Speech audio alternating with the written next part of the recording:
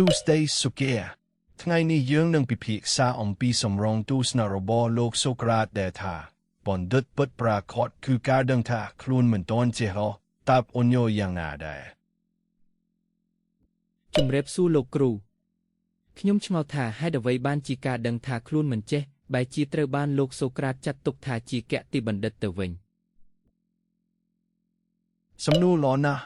វាមានន័យថាមនុស្សដែលមានប្រាជ្ញាពិតប្រាកដគឺតែងតែបន្ទាបខ្លួននិងបើកចិត្តទទួលយកអ្វីថ្មីជានិច្ចដោយមិនហាងថាខ្លួនដឹងសពគ្រប់នោះទេ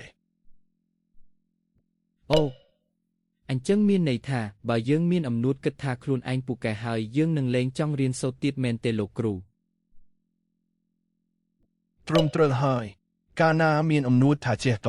នោះគឺជាការបិទផ្លូវនៃការអភិវឌ្ឍខ្លួនឯងនិងមិនអាចមើលឃើញពីភាពទូលំទូលាយនៃវិទ្យាសាស្ត្របានឡើយចុះតើការយល់ដឹងបែបនេះនឹងផ្ដល់ប្រយោជន៍អ្វីខ្លះដល់ជីវិតប្រចាំថ្ងៃរបស់ពួកយើងវាជួយឲ្យប្អូនខ្លាយជាអ្នករៀនសូត្រពេញមួយជីវិតធ្វើឲ្យយើងចេះស្ដាប់អ្នកដទៃច្រើនជាងនិយាយនិងជៀសវាងការវិនិច្ឆ័យខុសដោយសារតែចំណេះដឹងទទួលខ្ញុំយល់ហើយលោកគ្រូការដឹងថាខ្លួនឯងនៅខ្វះខាតគឺជារៀងរុញច្រានឲ្យយើងកាន់តែខិតខំស្វែងយល់ពីពិភពលោកបន្ថែមទៀតពិតមែនហើយនេះគឺជាស្មារតីរបស់អ្នកប្រាជ្ញពិតប្រាកដដែលតែងតែចាត់ទុកខ្លួនឯងជាសិស្សរហូតដល់ថ្ងៃចុងក្រោយ